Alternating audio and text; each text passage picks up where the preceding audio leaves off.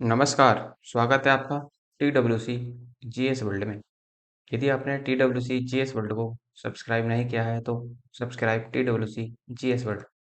आज हम एक बार फिर से मध्यकालीन भारत के तहत या मध्यकालीन भारतीय इतिहास के तहत अपनी यूनिट नंबर 7 को कवर करेंगे और ये हमारी यूनिट नंबर होगी भक्ति आंदोलन पर।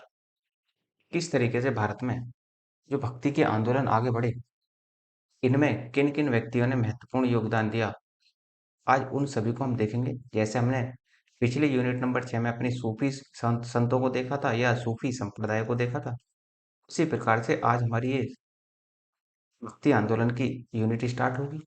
अब देखो, हमने अपने मध्यकालीन भारतीय इतिहास में सब कुछ पढ़ लिया जो हमारे लिए पॉइंट ऑफ व्यू से जो हमारे लिए इम्पोर्टेंट था, वो हमने सब कुछ पढ़ लिया। और ये आज इसकी अंतिम यूनिट होगी भक्ति आंदोलन की, और उसके बाद में आपका मध्यकालीन भारत का इतिहास समाप्त हो जाएगा। फिर एक ही बचता है आपके पास मॉडर्न हिस्ट्री।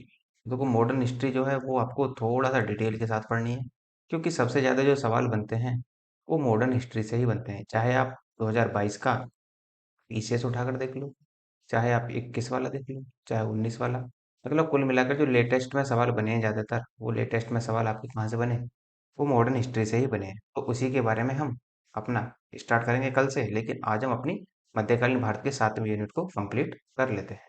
तो स्टार्ट करते हैं आज हम भक्ति आंदोलन। देखो, भक्ति क्या है? हिंदू जीवन का मूल उद्देश्य क्या होता है? मोक्ष की प्राप्ति। मोक्ष की प्राप्ति का मतलब होता है कि व्यक्ति अपने जो भी कर्म है, कर्म कांडों से क्या हो जाता है, व्यक्ति अपने मुक्त हो जाता है। उसी को ही कहते हैं मोक्ष की प्राप्ति करना। और इसके लिए हिंदू धर्म में 3 मार्ग बताए गए हैं। एक तो कर्म का मार्ग, दूसरा ज्ञान का मार्ग और तीसरा है भक्ति का मार्ग। और यहाँ पर हम किस पर जोड़ दिया जा गया? जो हमने इस इनमें हम यहाँ पर मध्यकालीन भारत में आंदोलनों को देखेंगे, उनमें सबसे ज्यादा जोर जो दिया गया है वो भक्ति पर दिया गया है कि भक्ति आंदोलन को कैसे बढ़ाया जाएगा आगे, किस तरीके से भक्ति आंदोलन बढ़े हैं। देखो, 14वीं शताब्दी में भक्ति के द्वारा मोक्ष प्राप्त करने के लिए जो आंदोलन चलाया गया, उसी को ही क्या कहा गया? भक्ति आंदोलन कहा गया। और दक्षिण भारत या फिर भक्ति का सर्वप्रथम उल्लेख जो मिलता है वो श्वेताश्वर उपनिषद में मिलता है। उपनिषदों की संख्या कितनी है? ये आप जरा कमेंट बॉक्स में लिख कर बताओ कि उपनिषद कितने हैं और पुराणों की संख्या कितनी है। ये आप थोड़ा सा तो थोड़ा सा रीडिंग करते रहना। रीडिंग करते रहोगे जब भी आपके लिए लाभदायक होगा, वरना क्या होगा, जितना आगे आगे बढ़ते जाएंगे ऐसे ऐसे पीछे का क्या हो जाएगा, भूलते जाएंगे। इसलिए रिवीजन पहली बार तो आप प्रायोरिटी पर रखेंगे रिवीजन को, कि रिवीजन ही मल्टीपल टाइम होना चाहिए। यदि कोई एक आध टॉपिक आगे का छूट भी जाए ना तो उससे परेशान मत होना, लेकिन रिवीजन नहीं छूटना चाहिए। रिवीजन आपको मल्टीपल टाइम करना ही होगा, कि ताकि जो हमने पढ़ा है और उस पेपर में आ रहा है वो गलत ना हो जाए, बस इसका ध्यान रखना। यदि वो गलत हो गया तो ये समझ लेना कि आप गलत ट्रैक पे जा रहे हैं बिल्कुल। देखो, दक्षिण भारत में भक्ति आंदोलन की शुरुआत रामानुजी ने की थी। जो हमारा यदि हम इसे अपना भारत मान लें 1 मिनट के लिए,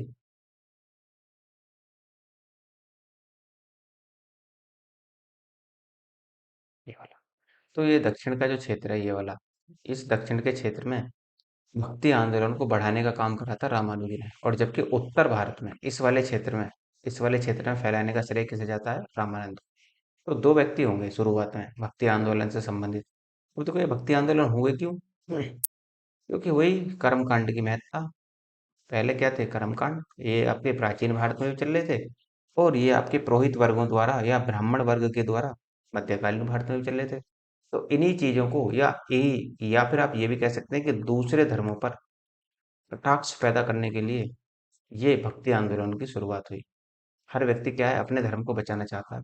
तो अपने धर्म को बचाने के चक्कर में क्या हुआ, कुछ लोग सामने निकल कर आए, जैसे रामानुज, उसी प्रकार रामानंद। यद्यपि भक्ति का सर्वप्रथम प्रचार प्रसार प्रसार दक्षिण भारत में 7वीं सदी में अलवारों ने किया था। अलवार भी थे यहाँ पर, और एक व्यक्ति और थे, नैनार। अब अलवार किसे कहा गया? अलवार कहा गया जो वैष्णव धर्म से संबंधित व्यक्ति थे, उनको अलवार कहा गया। और नैनार जो शैव धर्म से संबंधित व्यक्ति थे, उनको नैनार कहा गया। ये मैंने ट्रिक भी बताई थी कि अलवार और नैनारों को कैसे रिलेट करेंगे। तो नैन नैन का मतलब क्या होता है? आंख। और 3 आंख किसके होती हैं? शिव जी के। तो शिव से संबंधित ही व्यक्तियों को क्या कहा गया था, नैनार कहा गया, और जो बचा अलवार वो वैष्णव धर्म से संबंधित है। ठीक। अब देखो इनमें हमें क्या क्या पढ़ना है, किस किस को पढ़ना है। सबसे पहले शुरुआत करेंगे हम अलवार संतों की, कि अलवार संत कौन से थे। कुछ महत्वपूर्ण अलवार संतों को भी देखेंगे हम। फिर पढ़ेंगे शंकराचार्य को। और शंकराचार्य का जो समय काल रहेगा वो 788 ईस्वी से 820 के बीच का रहेगा। उसके बाद में आएंगे रामानुजाचार्य। और रामानुजाचार्य का जो समय काल मिलेगा आपको वो 1017 से 1137 तक देखने को मिलेगा। फिर निम्बार्काचार्य आएंगे। उसके बाद में माधवाचार्य आएंगे, इनका समय काल 1199 से 1278 तक रहेगा। फिर रामानंद आएंगे आपके। रामानंद का समय काल 1299 से 1411 के बीच का रहेगा। कबीरदास। कबीरदास को पढ़ेंगे। फिर दादू दयाल आएंगे, मलूक दास आएंगे, संत रैदास आएंगे। और उसके बाद में आपके आएंगे गुरु नानक। गुरु नानक के बाद सूरदास, वल्लभाचार्य, चैतन्य महाप्रभु, मीराबाई, तुलसीदास, रामदास, एकनाथ, बुकाराम और नामदेव। इतने को इतने भक्ति आंदोलनों में जिन व्यक्तियों ने योगदान दिया वो सब के सब ये थे। अब देखो और भी हैं एक दो, लेकिन वो नहीं पढ़ने आप। जो सवाल बनता है वो ज्यादातर सवाल इन्हीं से ही बनते हैं। तो इन्हीं के बारे में हम वन बाई वन शुरुआत करते हैं। जैसे अलवार। अलवार कौन थे? अलवार का अर्थ होता है ज्ञानी। अलवार जो लोग थे वो किससे संबंधित थे? तो वैष्णव धर्म से। वैष्णव धर्म के अनुयायियों को ही दक्षिण भारत में क्या कहा गया? अलवार कहा गया। या वे लोगों के मन पर आध्यात्मिक शासन करते थे। या ये कह लो कि जो लोग लोगों के मन पर आध्यात्मिक शासन करते थे उन्हें दक्षिण भारत में अलवार की संज्ञा दी गई।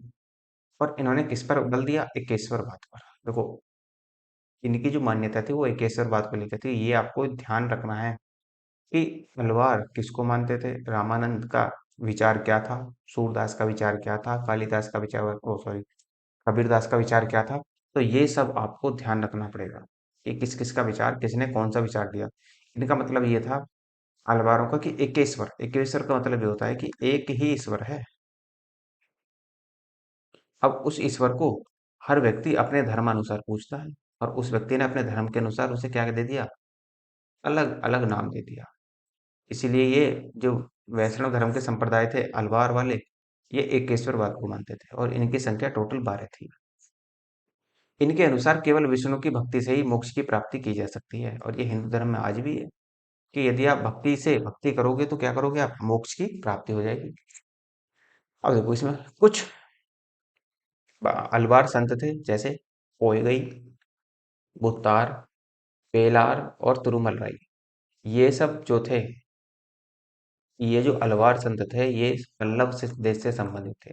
जो दक्षिण भारत में पल्लव थे उनसे संबंधित थे। फिर नम्माल राव, मधुकवि, कुलशेखर, पेरियालवार, ये चेर देश से संबंधित थे। उसी तरह से अंडाल, तोंडाजरीदई, तिरप्पन, तिरमंगई, ये चोल वंश से संबंधित थे आपके। और जो ये अंडाल है ना, एकमात्र अंडाल, ये अंडाल ऐसे अलवार थी जो महिला थी, बाकी सब क्या थे? ये पुरुष थे। जो 12 अलवार हुए, 12 अलवारों में 11+1, 11+1 का मतलब 11 तो पुरुष थे और एक क्या थी? महिला। ये आप ध्यान रखेंगे। और कौन सी महिला थी? वो भी अंडाल। नेक्स्ट अब देखो नैनार को भी देख लेते हैं। इनकी संख्या 63 थी। दक्षिण भारत में शैव धर्म के अनुयायियों को क्या कहा गया? नैनार कहा गया। 63 के 63 तो याद रखने नहीं, देखो 12 तो आप याद भी रख सकते हो लेकिन 63 याद नहीं रखने। कुछ याद रख सकते हो, जैसे त्यान बुक्करसु, ध्रुव ज्ञान, सुंदर मूर्ति और मणिक वाचकर। ये थे आपके। इन्होंने भक्ति गीतों का संकलन किया। जो भक्ति से संबंधित गीत होते हैं उनका प्रचार प्रसार इन्होंने प्रारंभ करा। और इन गीतों का संकलन देवारंभ नामक ग्रंथ में किया गया है। जैसे सिख धर्म से संबंधित है उनकी अपनी पुस्तक, उसी तरीके से वैष्णव धर्म से संबंधित है। भक्ति के जो गीतों का संकलन किया गया वो देवाराम नामक ग्रंथ में किया गया। और ये किससे संबंधित है? तो शैव धर्म से संबंधित है। शैव धर्म से संबंधित पुस्तक कौन सी है? तो देवाराम नामक ग्रंथ। नेक्स्ट शंकराचार्य। 788 से 820 तक का इनका काल रहेगा। जन्म कहाँ हुआ? केरल में, अलवार नदी के कलाडी में हुआ था ये है केरल के अलवार नदी के कलाडी ग्राम में इनका जन्म हुआ। मृत्यु कहाँ होगी? मृत्यु होगी इनकी उत्तराखंड में। और उत्तराखंड में भी कहाँ? केदारनाथ में। इनके पिता का नाम शिवगुरु था और माता का नाम आर्यम्बा था और इन्हीं को सुभद्रा भी कहा जाता था। इनके प्रथम गुरु जो थे वो गोविंद योगी बने और दक्षिण भारत में जीवन हेतु अपना नव ब्राह्मण की स्थापना की। ये आप अब देखो यहाँ से पॉइंट बनेगा कि नव ब्राह्मण धर्म की स्थापना किसने की? दक्षिण भारत में नव ब्राह्मण धर्म की स्थापना शंकराचार्य ने की थी। इनका जो मत था वो अद्वैतवाद था। अद्वैतवाद। अद्वैतवाद का मतलब ये होता है कि एक के अलावा और कोई है ही नहीं कोई भी। यदि ये कह लो कि ईश्वर एक है तो एक ही है, उसके जैसा कोई है ही नहीं। इसलिए इनका जो मत था वो क्या था? शंकराचार्य का मत अद्वैतवाद था। 2022 में पीसीएस में यही सवाल उठा था कि उसने भक्ति आंदोलन से रिलेटेड चारों चार व्यक्ति दिए और उनसे उनके मत पूछ लिए कि कौन सा मत किसका था और वो मिलान करने के लिए दिया था। तो ये ध्यान रखना कि आप यदि कुछ भी याद न रख पाओ, आप क्या याद रखोगे? शंकराचार्य का मत क्या था? अद्वैतवाद। ये जरूर याद रखना है आपको। और जैसे अलवारों का मत क्या था?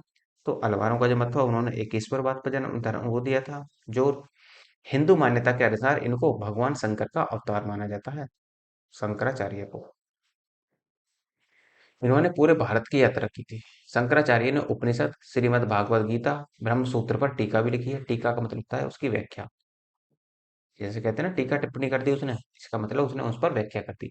इन तीनों को सम्मिलित रूप से प्रस्थान त्रयी कहा जाता है। ये ध्यान रखेंगे। किसको? उपनिषद को, श्रीमद् भागवत गीता को और ब्रह्म सूत्र को संयुक्त रूप से शंकराचार्य ने प्रस्थान त्रयी कहा है। जैसे आप देखते हैं ऋग्वेद, यजुर्वेद और सामवेद, तीनों को संयुक्त रूप से क्या कहते हैं? त्रयी। उसी प्रकार से उपनिषद, श्रीमद् भागवत गीता, ब्रह्म सूत्र को संयुक्त रूप से प्रस्थान त्रयी कहा जाता है। ये अवतारवाद के समर्थन थे। इसका मतलब ये कहते थे कि अब ईश्वर का अवतार होता है और ईश्वर विभिन्न रूपों में अपना अस्तित्व लेकर पृथ्वी पर जन्म लेता है। इनके अनुसार अवतार लेता है, ईश्वर अवतार लेता है जबकि धर्म जब जब धर्म की हानि होती है, जब जब ईश्वर क्या करता है? जब जब ईश्वर अवतार लेता है। ये बात तो क्या है, गीता में भी श्री कृष्ण ने कही है कि जब जब धर्म की हानि होगी मैं तब तब जन्म लूंगा, जब जब अवतार लूंगा। और यही काम शायद महाभारत में भी हुआ था कि जब धर्म की हानि होने लगी तभी कृष्ण भगवान ने क्या करा था? अवतार लिया था। अगला, नव ब्राह्मण धर्म के विकास के ने जैन धर्म और बौद्ध धर्म का जो प्रभाव बढ़ा हुआ था उसने क्या कर दिया? उसको कम करने का प्रयास किया। और यही शंकराचार्य का उद्देश्य था कि जो फल फूल रहा था, जैन धर्म और बौद्ध धर्म जो फल फूल रहे थे, उन पर ये मान लो कि ब्रह्मास्त्र चलाने के लिए इस तरह के इन्होंने क्या किए थे? इस तरह के इन्होंने मत दिए थे और शैव और वैष्णव धर्म को अधिक शक्तिशाली बनाया। तो शैव धर्म और वैष्णव धर्म जो जैन धर्म और बौद्ध धर्म के समय में प्रभावहीन हो गए थे लगभग, उनको आगे बढ़ाने का कार्य शंकराचार्य ने किया था। जिसके परिणाम स्वरूप समाज में एक बार पुनः ब्राह्मणों का क्या हो गया? वर्चस्व स्थापित होने लगा तथा बड़ी संख्या में मंदिरों और मूर्तियों का निर्माण भी हुआ। बौद्ध और जैन धर्म का सामना करने के लिए बुद्ध संघ की तरह ही क्या हुआ? शंकराचार्य ने सन्यासियों का संघ बनाया, या शंकराचार्य ने सन्यासियों और तपस्वी वर्ग का संघ बनाया। हिंदू धर्म को सुव्यवस्थित करने के लिए शंकराचार्य ने स्मृति संप्रदाय में पंचदेवोपना का विधान दिया कि पंचदेवोपना का प्रावधान या समाधान या किसी भी समस्या का समाधान करने के लिए किसने स्मृति संप्रदाय में पंचदेवोपना का सिद्धांत दिया? तो शंकराचार्य ने। और हिंदू धर्म की प्रतिष्ठा को बनाए रखने के लिए चार पीठ या चार मठों का स्थापना करवाई इन्होंने। कौन कौन से थे? जैसे उत्तर में देखें तो आपका ज्योतिष पीठ था। उत्तर में कहाँ? ये बद्रीनाथ है। और बद्रीनाथ कहाँ है आपका? यूपी में, उत्तराखंड में। और ये किसको समर्पित था? ये विष्णु को समर्पित था। दक्षिण में था श्रृंगेरी। श्रृंगेरी ये मैसूर में, मैसूर है कर्नाटक में। तो दक्षिण में ये कर्नाटक में थे। और ये जो था दक्षिण में श्रृंगेरी पीठ, ये शिव को समर्पित था।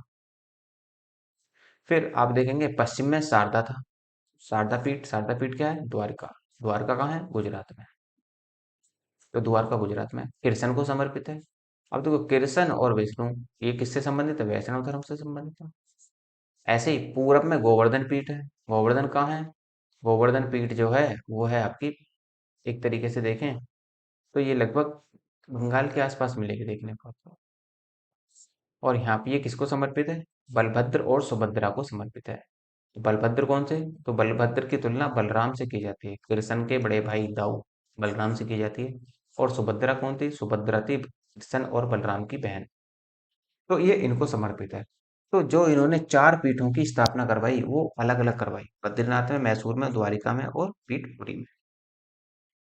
गोवर्धन पीठ जो है वो पुरी में है, सॉरी बंगाल में नहीं है, सॉरी वो उड़ीसा में है। उड़ीसा। तो चार पीठों का निर्माण किसने करवाया? तो शंकराचार्य ने करवाया।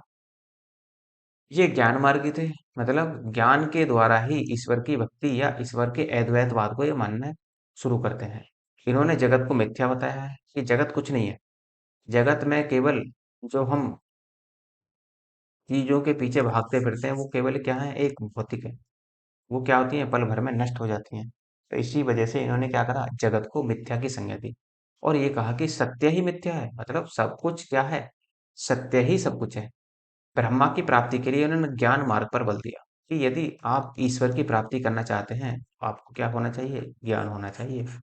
और इनका दर्शन पीछे भी हम देख चुके हैं, अद्वैतवाद था। इन्होंने चार रचनाएं की थी।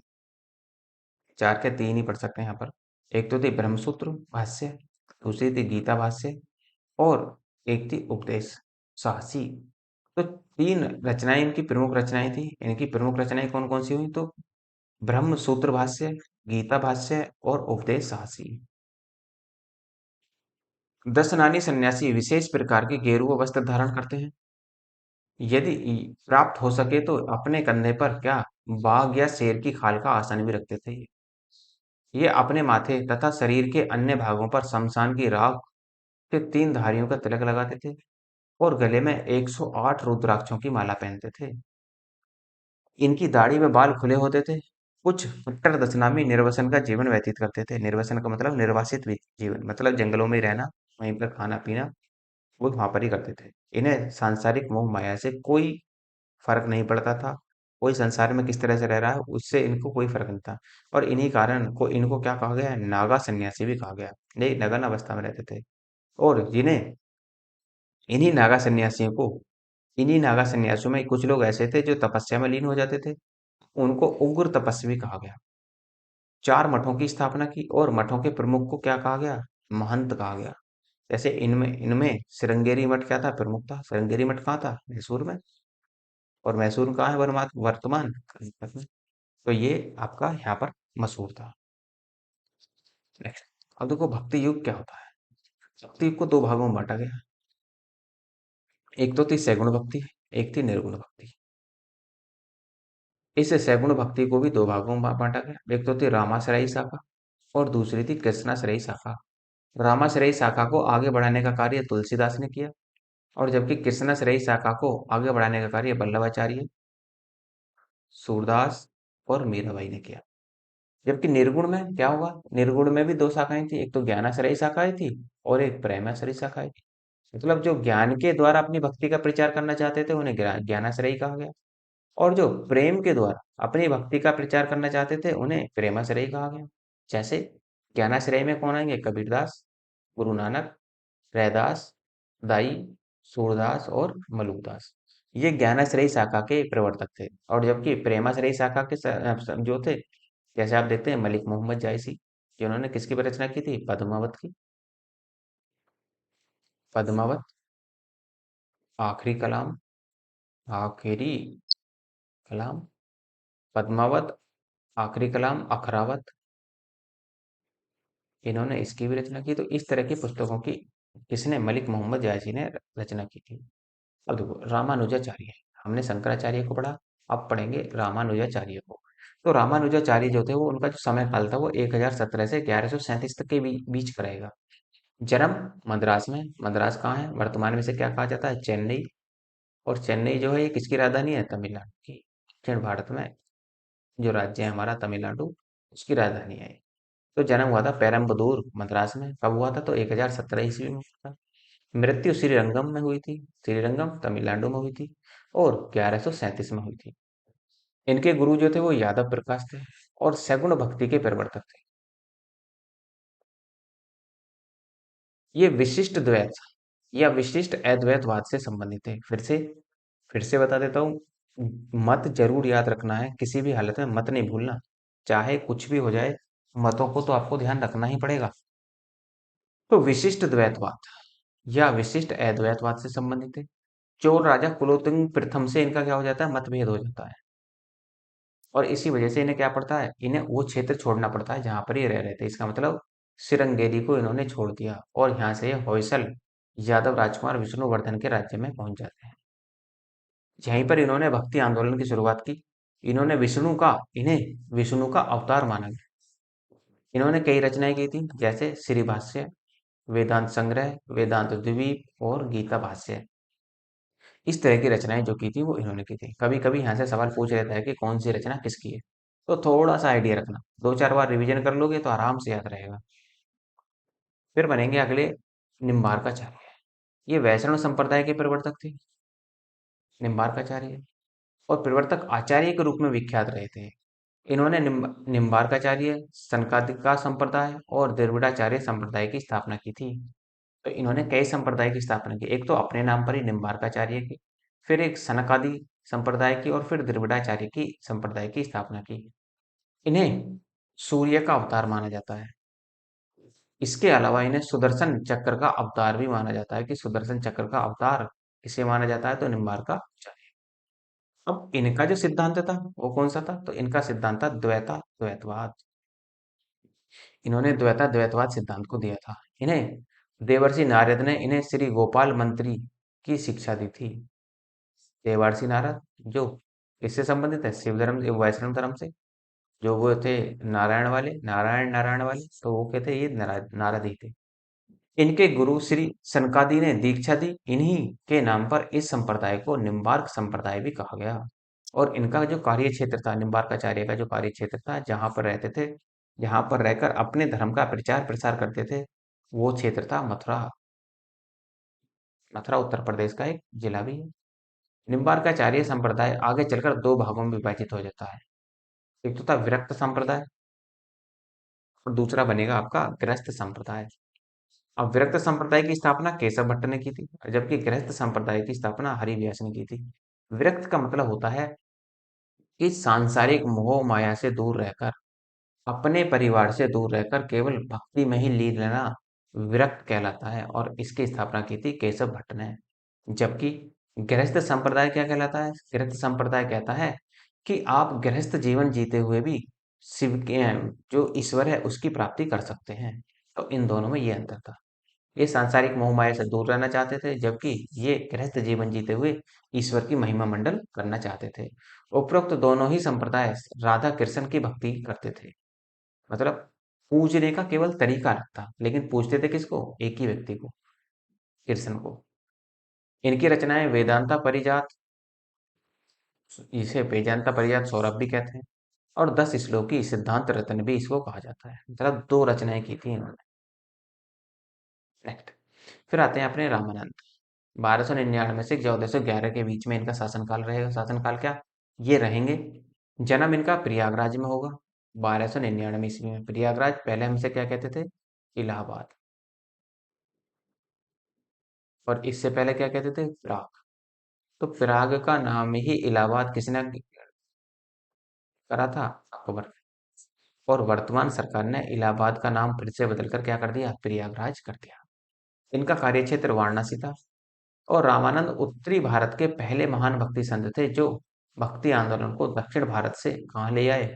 देखो, जो भक्ति आंदोलन चल रहा था वो दक्षिण भारत में चल रहा था, तो दक्षिण भारत से उत्तर भारत लाने का श्रेय किसे जाता है, रामानंद को। कुल मिलाकर बात इतनी है कि जो भक्ति आंदोलन था उसको दक्षिण भारत से उत्तर भारत में लाने का श्रेय रामानंद को जाता है। और रामानुजाचार्य के शिष्य थे, जो हम पीछे भी देख चुके हैं इनको। इन्होंने विष्णु की जगह राम की पूजा करवाई। तो ये सब एक ही थे, चाहे आप विष्णु कह दो, ये अवतार थे एक दूसरे के, चाहे आप कृष्ण कह लो, और चाहे आप क्या कह लो, राम कह लो, तीनों एक ही थे। जैसे एक ही व्यक्ति के तीन नाम हो जाते हैं, वही इनकी कंडीशन थी। इन्होंने ईश्वर की आराधना का द्वार महिलाओं के लिए भी खोल दिया, कि ये मानते थे कि महिलाएं और पुरुष सब एक समान है, इसलिए ईश्वर की भक्ति करने का अधिकार महिलाओं को भी है और पुरुषों को भी है। इसका मतलब क्या हुआ, इसका मतलब हिंदू धर्म जो था वो थोड़ा उदारता की तरफ बढ़ा। जैसे क्या था, बौद्ध धर्म में भी क्या था, बौद्ध धर्म अपनाने का अधिकार सभी को था, चाहे वो क्या हो, महिला हो चाहे वो पुरुष हो। तो ये भी उदारता की ओर थोड़ा सा बढ़े, और इसी वजह से क्या हुआ, महिलाओं को इन्होंने अधिकार दे दिया भक्ति करने का। इन्होंने संस्कृत और हिंदी में अपने मत का प्रचार किया। तो मतलब जो स्थानीय भाषा थी वहाँ की, उसी दौरान उसी भाषा में इन्होंने प्रचार किया।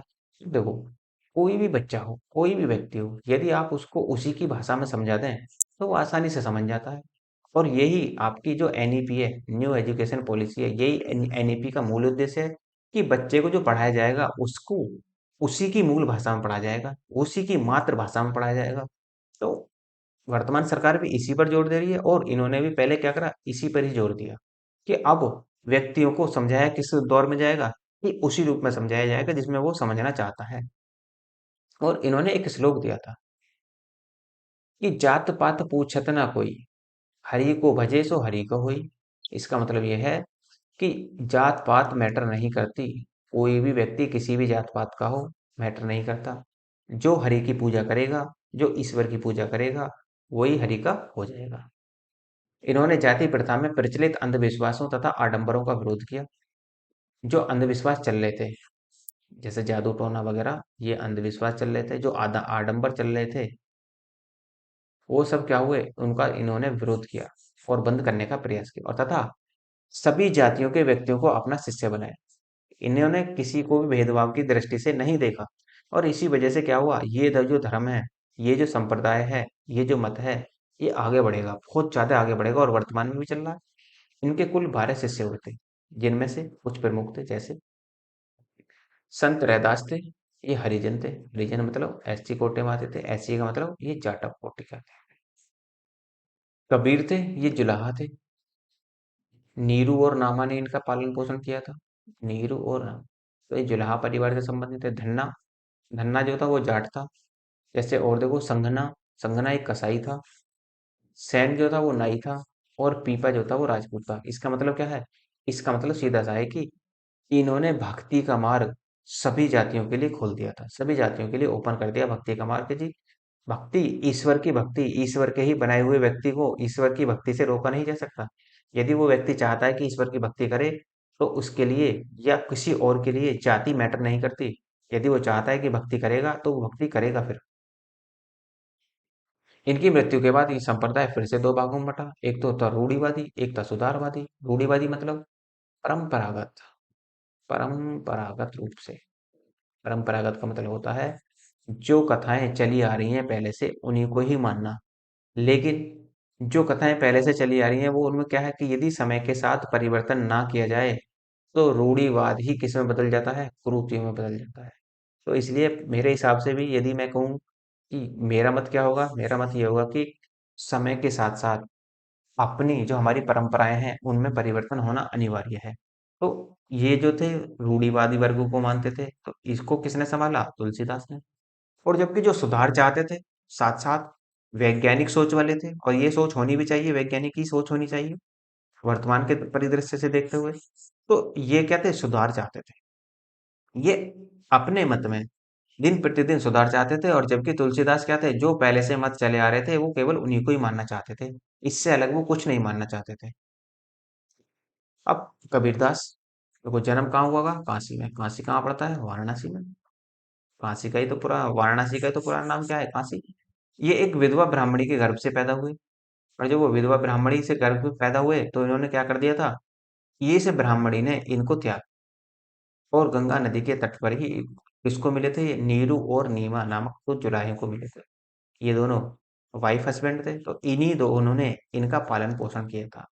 किसके समकालीन थे, तो सिकंदर लोदी के समकालीन थे। सिकंदर लोदी कब का था, ये किस वंश से संबंधित था, तो लोदी वंश से संबंधित था। लोदी वंश कहाँ था, दिल्ली सल्तनत में। दिल्ली सल्तनत में जो पांचवा वंश था, वो लोदी वंशी था। और जो अंतिम वंश था, इसी लोदी वंश के अंतिम शासक इब्राहिम लोदी को 1526 में हरा दिया, किसने, बाबर ने। और लोदी वंश को कर दिया समाप्त। ये निर्गुण ब्रह्मा के उपासक थे। ये सुधारवादी भी थे। इनके इन्होंने जाति पाति और मूर्ति पूजा का विरोध किया था। ये ध्यान रखेंगे कि कबीरदास जो थे, वो एक तरीके से क्या थे, जाति पाति और मूर्ति पूजा का विरोध करते थे। ये इनका ये मानना था कि ईश्वर की भक्ति के लिए मूर्ति आवश्यक नहीं है। यदि आपको ईश्वर की भक्ति ही करनी है तो बिना मूर्ति के भी ईश्वर की भक्ति की जा सकती है।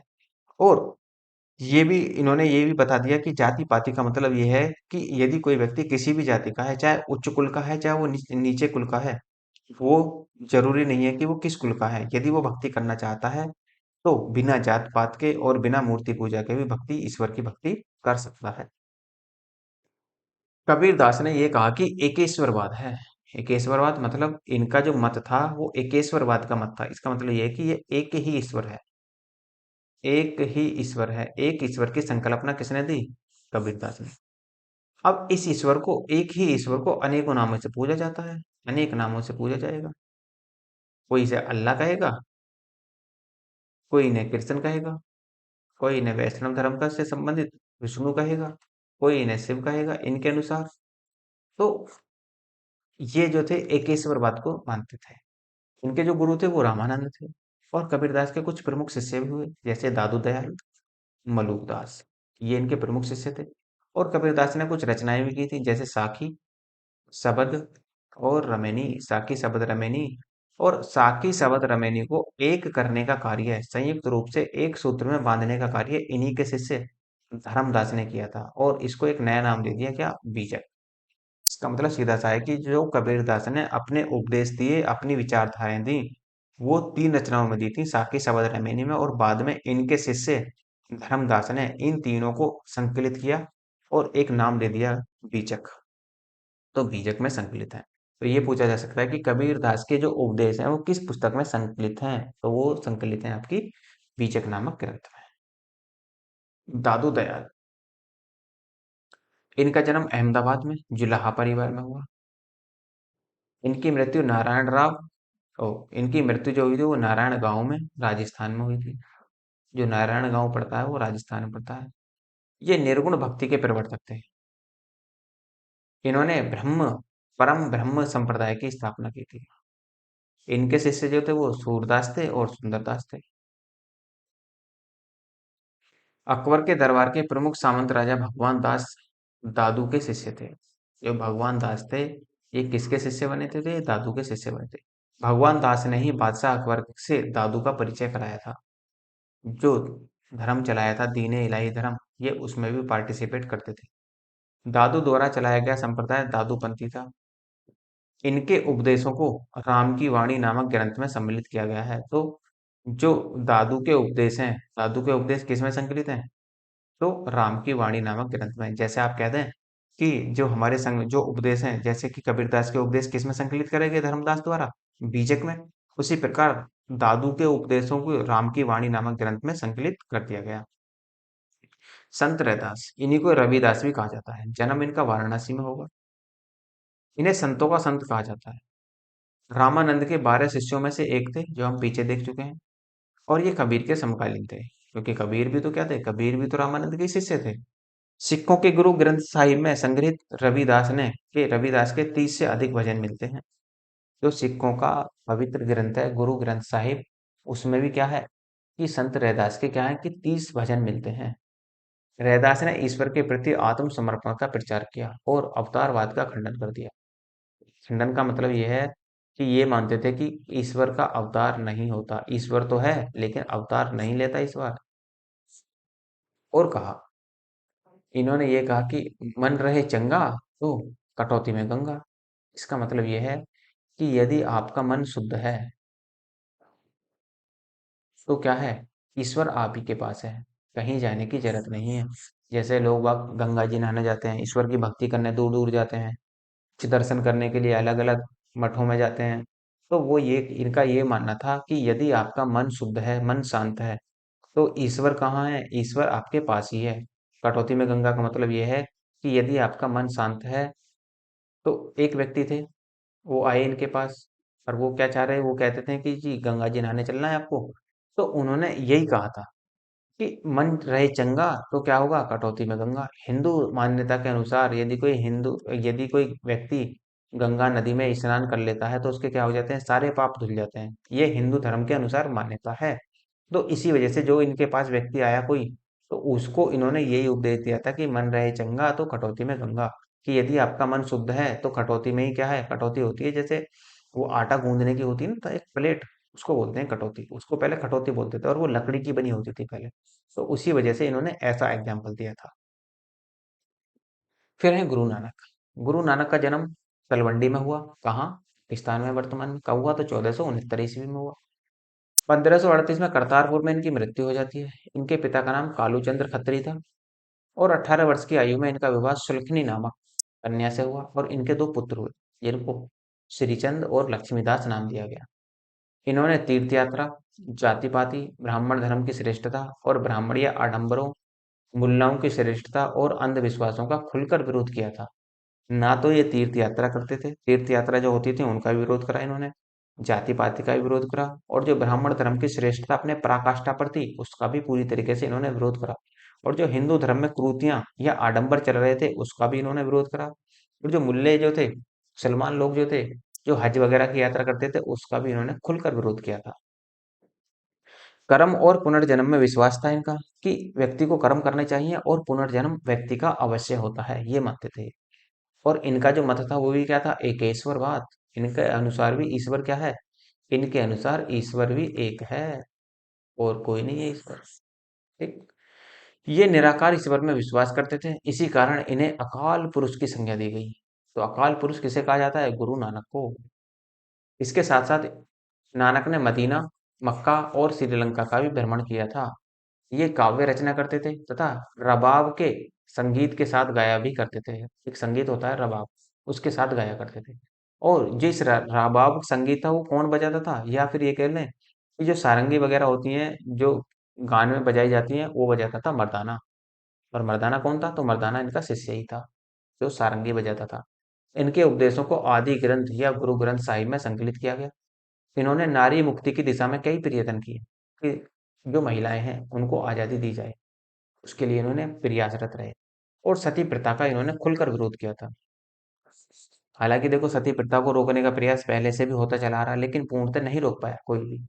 हाँ, वो एक अलग बात है कि 1829 में कानून पारित हुआ अंग्रेजों के समय में, लेकिन सोचो, क्या आज वर्तमान में यदि कोई भारत सरकार कानून बना दे तो क्या वो पूर्णतः लागू हो पाता है? तो सोचो खुद आप लोग, क्या उस समय पूर्णतः लागू हो पाया होगा? केवल कानून बन गया था, कुछ हद तक जो जागरूक लोग थे वो समझ गए थे इस बात को, लेकिन जो अनपढ़ लोग थे, जो गँवार लोग थे, वो इस बात को नहीं समझ पाए थे फिर भी। लेकिन सती प्रथा उस समय भी फिर भी चलती रही, लेकिन धीरे-धीरे क्या हो गया, वर्तमान में इसका पूरी तरीके से अंत हो चुका है। सती प्रथा वर्तमान में नहीं है। सती प्रथा यदि कोई वर्तमान में करता है तो वो दंडनीय अपराध होगा। इसके लिए आपके लिए इंडियन पीनल कोड के तहत आपको सजा का प्रावधान भी किया गया है। इनके बाबा फरीद के साथ अच्छे संबंध थे और इन्होंने लंगर की शुरुआत की थी। लंगर व्यवस्था का मतलब होता है भंडारा एक तरीके से।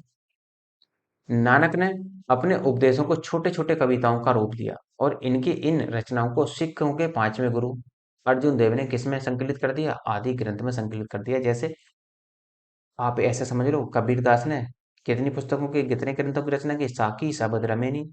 बाकी जो बाद में इनके शिष्य आए धर्मदास, उन्होंने क्या कर दिया? साकी शबद रमेनी को एक रूप दे दिया, संकलित कर दिया किसमें? बीजक में। उसी प्रकार से इन्होंने जो छोटी छोटी कविताएं लिखी थी गुरु नानक ने, उन कविताओं को संग्रहित करने का काम सिखों के पांचवें गुरु गुरु अर्जुन देव ने किया था, जिनको फांसी लगवा दी थी बाद में किसने? जहांगीर ने। जपजी एक मुख्य कविता है जिसमें नानक के आध्यात्मिक विचारों का ज्ञान है। और सिख संप्रदाय में टोटल गुरु कितने हुए? 10 हुए। थोड़ा थोड़ा देख लेते हैं, हालांकि हालांकि मॉडर्न हिस्ट्री में हमें इन्हें पढ़ना ही पड़ेगा, और तो कोई दूसरा रास्ता है भी नहीं, तो मॉडर्न हिस्ट्री में वहां पर पढ़ेंगे। फिलहाल देख लेते हैं। तो पहले थे गुरु नानक, सिख धर्म के संस्थापक थे। फिर अंगद आएंगे। गुरुमुखी लिपि का आविष्कार या जनक किसे माना जाता है? अंगद को ही माना जाता है। फिर आएंगे आपके अमरदास, 22 गद्यों का इन्होंने निर्माण किया था। रामदास अमृतसर के संस्थापक थे, तो रामदास ने किसकी स्थापना की थी? अमृतसर की।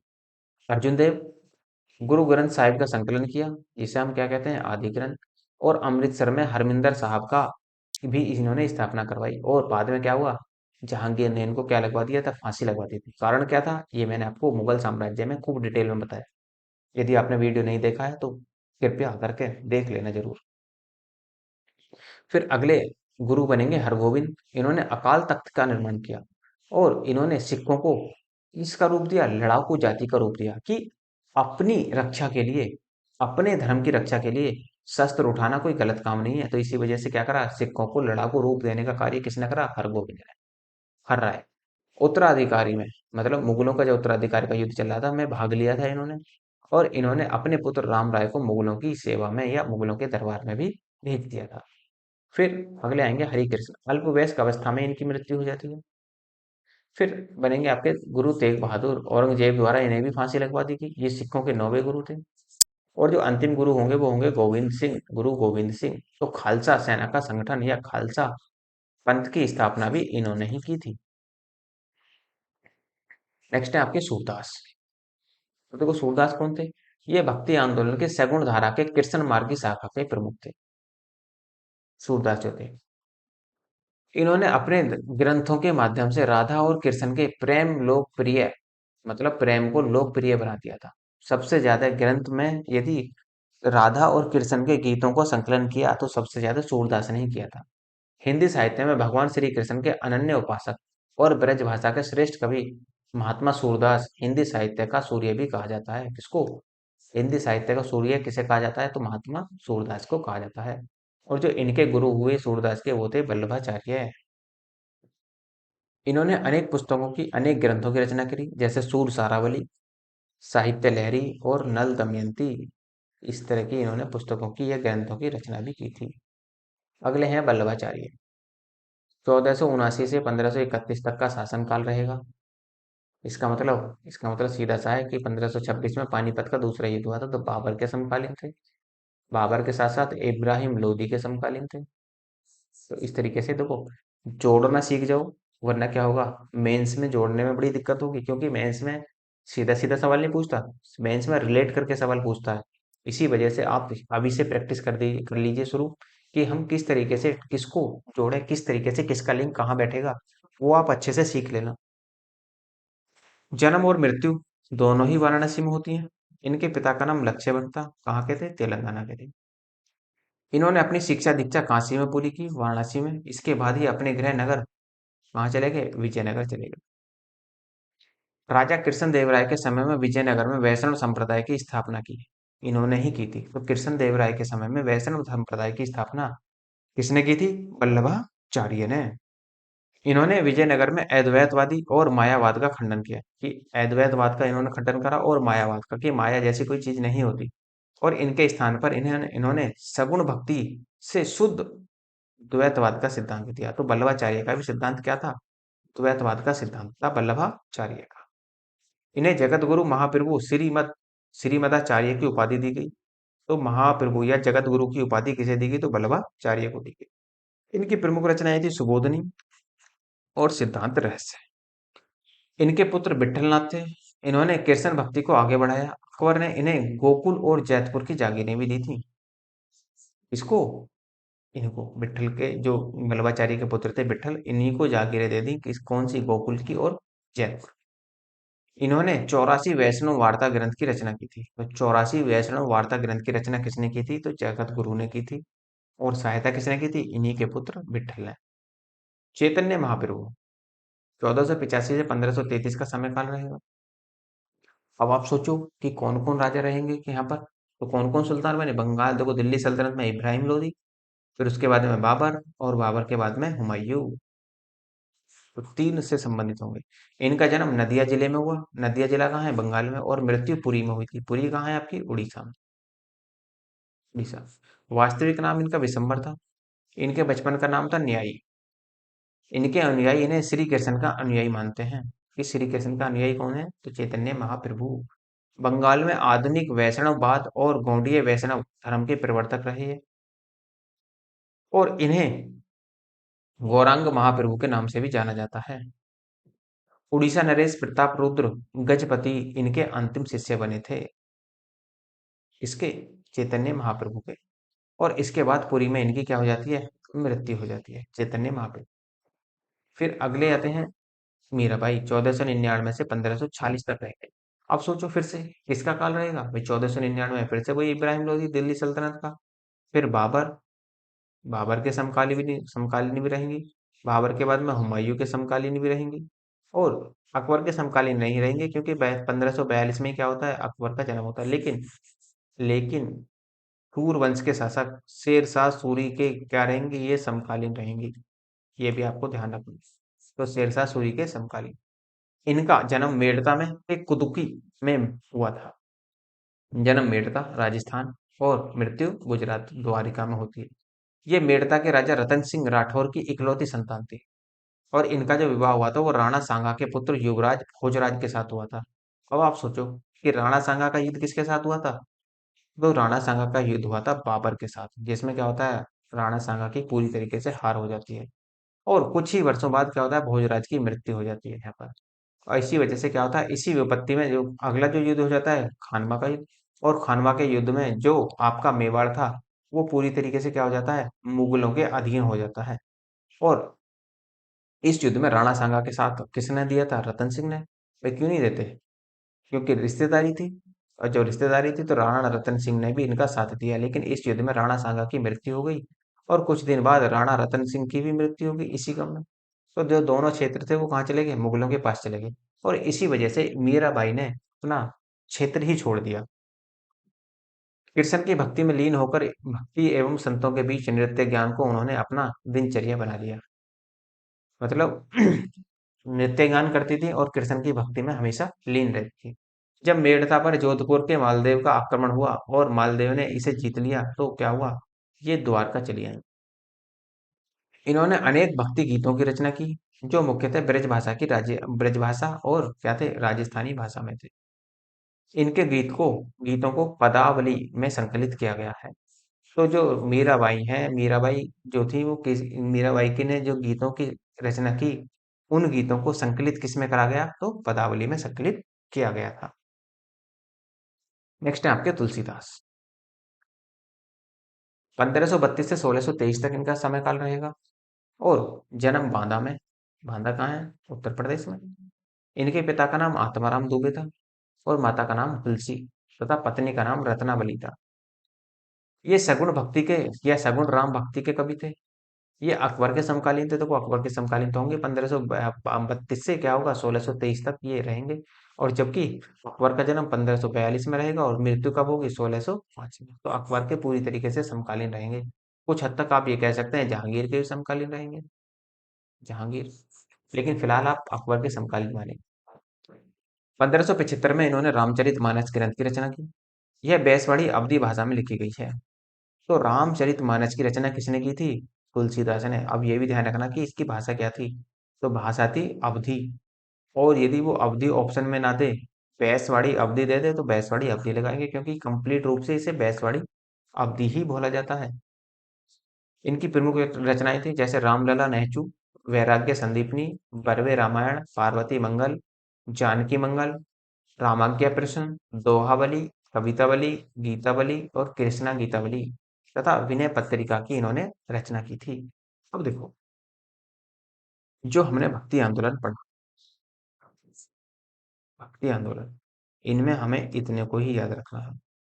तो देखो, इनमें यदि आप इनकी पुस्तकों को याद रख लेंगे तो हिंदी में भी आपको थोड़ी सी क्या मिलेगी, सुविधा मिलेगी। क्योंकि वरना तो क्या होगा, कवियों को जो हमारा सीसेट वाला पेपर होता है वहां भी रचनाएं पूछ लेता है हिंदी में। तो इस तरीके से हमें क्या करना है, सभी कुछ याद रखना पड़ेगा। तो इतना ही पढ़ना है इसमें, इससे ज़्यादा की आपको आवश्यकता नहीं होगी। और यदि आपको लगता है कि लेक्चर अच्छा है और रिवीजन के लिए पीडीएफ होनी चाहिए, तो आप डिस्क्रिप्शन में नीचे टेलीग्राम का लिंक दिया हुआ है, व्हाट्सएप का लिंक दिया हुआ है। दोनों में से कोई भी जो भी आप यूज करते हो, आप उनमें से किसी एक को ज्वाइन कर लीजिए। तो वहाँ पर जो है आपको पीडीएफ टाइम टू टाइम मिलती रहती है। और यदि आपको हिस्ट्री की कंप्लीट पीडीएफ चाहिए, चाहे वो आपकी सॉफ्ट कॉपी के रूप में या फिर हार्ड कॉपी के रूप में, किसी भी रूप में चाहिए, तो आप मुझे मेल कर दीजिए। और मेल का लिंक भी आपको डिस्क्रिप्शन में दिया गया है। और यदि आपको देखो सॉफ्ट कॉपी चाहिए तो आपको हैंड ओवर तुरंत ही कर दी जाएगी। लेकिन यदि आपको हार्ड कॉपी चाहिए, प्रिंटेड रूप में चाहिए, तो वो आपको 8 से 10 दिन के बीच में आपके अपने पते पर या आपके अपने एड्रेस पर पहुंचा दी जाएगी। ठीक। और यदि आपको लेक्चर अच्छा लगा हो तो लाइक कीजिए, शेयर कीजिए और सब्सक्राइब कीजिए। धन्यवाद।